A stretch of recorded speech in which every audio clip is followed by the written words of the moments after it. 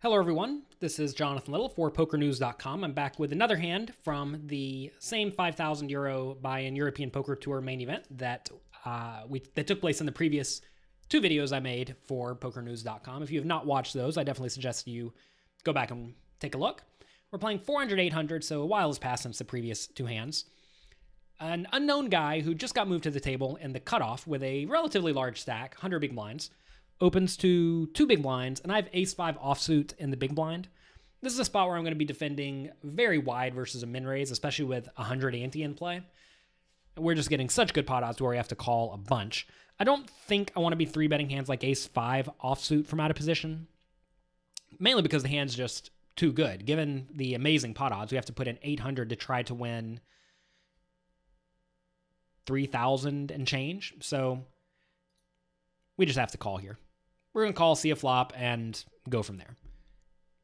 So flop comes ace-5-2. That is great. I'm definitely not leading on this flop. This is a flop where the pre-flop raiser should continuation bet a large portion of the time. So I do like to check, and my opponent now bets 1,500 into the 4,500 pot. So should I raise or should I call? For those who have studied a lot of my poker training content, you'll know I'm not a huge fan of check raising. I'd much rather check raise than donk lead, but I really don't do a whole lot of check raising just because it's somewhat difficult to balance. But at the same time, whenever you have a very strong hand in a scenario like this, you do want to get as much money in the pot as possible. Obviously, we could be beat by the few hands that do beat us, but we're not worried about that at all. We're going to play our hand as if it is the effective nuts. So I want to go ahead and check raise. In this spot, the problem with this check raise is that I really have very few bluffs. I may check raise ace queen and ace king in this spot if I happen to have those even in my range, if I didn't 3-bet them pre-flop. And then, what do my bluffs look like? It would have to be a hand like 6-3 of clubs, and I think that would be reasonable. But even then, I'm not even sure if I'm doing that with a hand like 6-3 of clubs or 6-3 of diamonds. So you always have to be careful when looking at your range and asking yourself, what would I actually bluff with in the spot? And if you're playing against competent players and the answer is nothing, well, then you probably don't want to be check raising with your nut hands, because when you check raise, it's just only with the nuts. However, against a random player who doesn't know all of this and isn't thinking this type of thing most likely, I do think we want to check raise, and I want to make it somewhat large because you have to ask ourselves, what are we trying to get called by? If he has a hand like pocket jacks, he may call one bet and then fold to any turn bet, so I want to get as much money as I can immediately. And if he has a hand like ace king, ace queen, ace jack, or any ace really, he's going to be somewhat inclined to call any flop check raise, and then if he calls any flop check raise, we want the pot to be as big as possible so that he calls a bigger turn river bet. So I do check raise at 4,700, and our opponent does call, which is great. River's a 2 of spades, and I like to bet 12,000, and my opponent does call, which is, again, excellent. Here, like I said, I'm trying to get called by any ace. Notice that if I do bet and get called, as I did, pot's going to be 38,000 going to the river, and I have 26,000, which is a very nice shoving stack. It doesn't mean I have to shove on the river, but it is a pretty good spot to shove.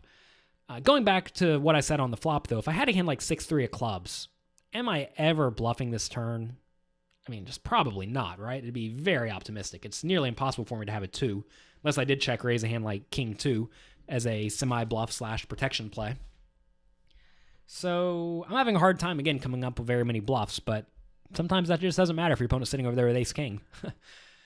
River's a 5, and now I have to decide if I want to value bet smaller than all in or if I want to go all in. So I decided to bet 21,000, leaving myself 5,600 behind. This is something that I will do sporadically in live tournaments in particular, because if I am ever bluffing in this spot, I want to save some number of chips so that I'm not just out. And I actually think this is a pretty nice thing to do with your whole range. Not necessarily in this spot, because I should just have all nuts, but this is a scenario where, not necessarily this scenario, but whenever you are going all in early in the tournament, keeping back this 5,600 chips gives you a shot to win the tournament if you happen to be beat. I actually don't like this play in this scenario because I should have basically no bluffs in my range, like I said. So I'm not really concerned with saving money, and I'm clearly making a play on the flop and the turn in the river because I think my opponent's just not folding. If he's just not folding, well, then I want to get maximum value. Maybe I thought that my opponent may view my bet as more bluffy because I did not go all in. I probably had a reason to do what I did in this exact scenario. If instead, let's say I could have a lot of bluffs for whatever reason, like say the flop was ace 6-5 with 2 diamonds and all the draws missed. That's a scenario where maybe I would be much more inclined to bet and leave just a little bit behind just in case, because you do want to keep that money behind just in case. Of course, you do miss out on that extra amount of value when you do get called, but you will find that keeping that little tiny bit extra does have value. It's generally well known that as your stack gets shorter, each of those chips contains more value. And even if you give yourself something like an 8 or a 10 big blind stack, that 8 or 10 big blinds can easily be run up. You just have to make sure you can sit there and have the discipline to play that 8 or 10 big blind stack without absolutely losing your mind. Because a lot of players, when they go from 50 or 60 big blinds down to 8, they're not so happy and then they just spaz it off. So make sure you don't do that. Anyway, I did bet the 21,000 on this river and I got called. I don't know what my opponent had, but I do remember he just kind of like angrily mucked his cards as if I got super lucky. Most likely just had ace king or ace queen and we got the nice double up. I am not sure if I check call the flop, check call the turn, and then check raise the river if I would have gotten full value. And he may have actually not bet this river when I river the full house, because I could easily have the 5 or the 2 and I check call the flop and turn. So I think playing the hand this way allowed us to get maximum value, because my opponent probably doesn't think he loses it too much that realistically got there on the river besides exactly ace 5 and ace 2 and quads. So this hand ended up working out pretty nicely for us. I probably missed out on a little bit of value trying to get cute. Whenever you get cute, make sure you have a good reason. And in this spot, I am not entirely sure I had a good reason. So maybe I would lost out on that 5,600 chips. So that's going to be it for this hand. I want to thank you all for being here. If you enjoyed this hand, let the people at Poker News know so that they continue having me make these. And I'll be back next week with another one.